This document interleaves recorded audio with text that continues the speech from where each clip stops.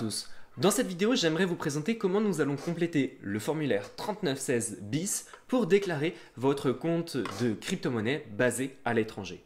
Alors avant de vous montrer comment nous allons pouvoir le compléter, j'aimerais émettre quelques informations. Cette vidéo n'est pas un conseil de fiscalité. C'est vraiment pour vous montrer comment remplir ce type de formulaire par rapport à mon expérience. Alors, bien évidemment, ce formulaire va, ce formulaire devra être complété par des personnes physiques, des personnes morales ou même des personnes qui gèrent des associations.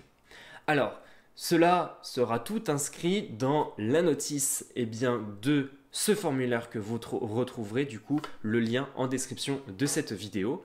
Vous retrouverez aussi en description de cette vidéo un guide qui a été réalisé par Journal du Coin sur cette année et donc vous retrouverez toutes les informations en description. Alors ce formulaire concerne les comptes détenus par des personnes qui habitent en France et ces comptes sont donc localisés à l'étranger. Donc par exemple, votre compte Revolut ou N26 qui sont des comptes de néobanques, même s'ils sont détenus à l'étranger, vous êtes dans l'obligation de les déclarer et de les inscrire sur ce type de formulaire. Maintenant, les comptes de plateformes d'échange de crypto-monnaies, cela va concerner tout ce qui est Binance, Coinbase, KuCoin. Nous allons avoir aussi Gate.io, nous allons avoir aussi par exemple Celsius Network, Nexo, Yeldaps, Swissboard, bref, toutes les plateformes qui ne sont pas localisées en France. Just Mining, Phil Mining et CoinHouse ne sont donc pas concernés par ce type de formulaire parce qu'ils sont localisés en France et donc toutes vos informations personnelles seront d'ores et déjà transmises à l'État. Les comptes que vous devrez déclarer, ce seront donc des comptes ouverts, utilisés, voire même clos qui sont basés à l'étranger que vous devrez enregistrer sur ce type de formulaire. C'est un formulaire que nous enregistrons généralement pour chaque plateforme et chaque compte du coup basé à l'étranger. Généralement, si vous le faites en ligne, vous avez du coup l'annexe 3916 bis qui vous sera proposé si vous souhaiteriez déclarer un compte à l'étranger. Si vous êtes sur déclaration papier, vous téléchargez tout simplement le PDF qui sera en description, vous le renseignez en fonction des informations qui vous concernent et ensuite vous pourrez l'envoyer sous le format papier.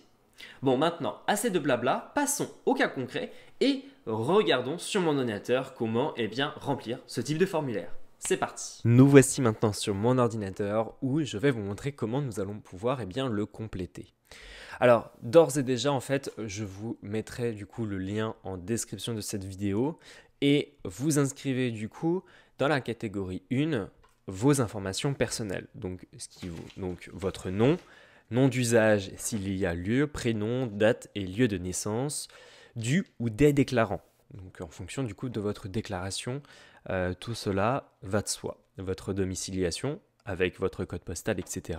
Donc dans la catégorie qualité, c'est-à-dire dans le cas où le déclarant agit pour le compte d'un membre de son foyer fiscal, d'une personne rattachée à ce foyer, pour le compte d'un tierce extérieur au foyer fiscal en qualité de représentant légal d'une personne physique, tuteur, curateur, mandataire, etc. ou d'une entreprise ou d'une personne morale, par exemple le gérant, le mandataire, l'administrateur, etc. Donc, vous, si vous êtes particulier, qualité, vous mettez rien. Dans la catégorie 2, donc dans le cadre du coup numéro 2, ça va être pour vous ou vous êtes titulaire d'un compte d'actifs numériques ouvert, détenu ou utilisé ou clos à l'étranger. Alors, dans cette catégorie 2, on va retrouver la 2.1. Dans cette catégorie-là, on va donc indiquer le nom, le prénom, la date de naissance, etc. Donc vous inscrivez de nouveau vos informations. Ensuite, en 2.2, c'est si vous êtes une personne physique agissant en qualité d'exploitant d'une activité donnant lieu à une déclaration spécifique de résultats, par exemple activité industrielle, commerciale, artisanale, etc. Donc si vous êtes une personne physique et particulier, du coup, ça va être la partie 2.1. Si vous bénéficiez d'une procuration sur un compte d'actifs numériques ouvert à l'étranger par vous-même ou par une personne ayant la qualité de résident, Vous devez donc remplir les rubriques prévues au cadre 3. À la rubrique 3.1 ou 3.2 doivent être mentionnées les indications relatives aux bénéficiaires de procuration. Le cadran 3.1 est utilisé par les personnes physiques, ici, ou l'un des membres de leur foyer fiscal, ou une personne rattachée à leur foyer qui n'agissent pas en qualité d'exploitant d'une activité donnant lieu à déclaration spécifique de résultats. Le cadran 3.2 est utilisé par les personnes physiques agissant en qualité d'exploitant d'une activité donnant lieu à déclaration spécifique de résultats ayant que par les associations et sociétés visées ci-dessus. En gros, si vous êtes un particulier et que vous bénéficiez d'une procuration, cas très spécifique, vous remplissez cette catégorie. Lors du cadre 2.2 ou 3.2 est utilisée la forme juridique de l'entreprise qui doit être précisée selon les codes que vous retrouverez dans la notice. Pour la 3.3, doivent être mentionnées les indications relatives aux titulaires du compte d'actifs numériques ouvert à l'étranger, qu'il soit français ou étranger. Si vous êtes un particulier qui inscrit juste un compte Binance, Coinbase, Kraken, etc., et que vous êtes un particulier qui utilise simplement de la crypto-monnaie, vous n'inscrivez pas cette catégorie. Tout cela, vous pouvez passer. Le cadran 4 va être un cadran assez important pour toute personne remplissant du coup ce document. On va tout simplement indiquer du coup le nom de la plateforme, la désignation de l'établissement. On va inscrire du coup le complément de désignation. Alors qu'est-ce qu'ils veulent entendre par là? C'est du coup préciser le cas échéant l'URL du site. Ensuite, nous avons l'adresse, la commune et le numéro de compte. Alors, l'adresse et la commune, vous retrouverez les informations sur Cryptost. Je vous le mettrai en description de cette vidéo. Et vous avez toutes les adresses de chaque plateforme.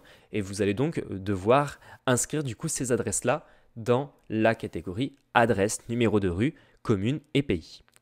En numéro de compte, vous inscrivez l'adresse IBAN au final du compte sur lequel vous déposez. Donc par exemple, si vous déposez des euros sur Binance, vous copiez cet IBAN et vous l'inscrivez ici. En caractéristique du compte, eh bien ça va être, on va dire, pour quel type, pourquoi vous l'utilisez au final. Si c'est pour l'achat de crypto, vous indiquez achat de crypto-monnaie, etc. Compte d'épargne, compte, je ne sais pas, selon pourquoi vous le souhaitez utiliser. Ensuite, dans la date d'ouverture, donc on a un petit 5, si elle est entrevue au cours de l'année de déclaration. Donc la date d'ouverture, vous inscrivez la date. La date de clôture, si le compte a été clôturé. Ensuite, l'adresse communiquée à l'établissement, l'organisme, l'administration ou la personne gestionnaire du compte lorsqu'elle diffère de celle indiquée ci-dessus. Donc là, si elle ne diffère pas, vous inscrivez rien ici. Faites à, donc vous mettez l'endroit où vous le faites, le et la date. Pour les particuliers, qu'ils agissent ou non en qualité d'exploitant d'une activité donnant lieu à une déclaration spécifique des résultats, la présente déclaration doit être datée et signée par le ou les déclarants et le ou les titulaires du compte, membres ou rattachés au foyer fiscal.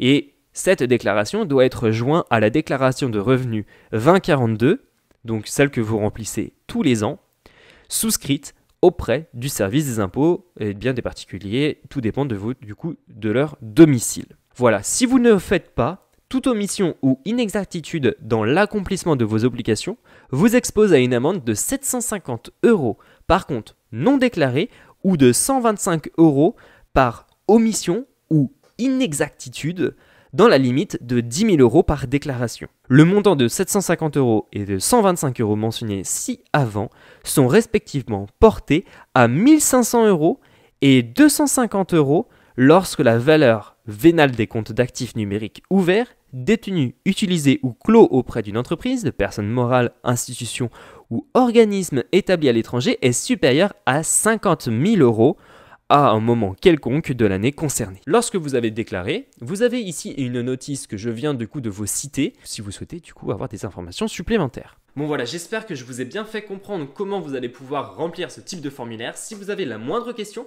les commentaires sont là pour ça. Je vous remercie, n'hésitez pas à partager cette vidéo car c'est assez important pour des personnes qui sont novices dans le domaine de pouvoir savoir comment déclarer un compte de crypto-monnaie à l'étranger. Je vous remercie, n'hésitez pas à la liker, n'hésitez pas à la partager aussi, n'hésitez pas à vous abonner à la chaîne si ce n'est pas encore fait pour être averti des prochaines vidéos et donc activer la notification. Je vous remercie, c'était Dim Decrypt et on se retrouve la prochaine dans une autre vidéo. Ciao ciao!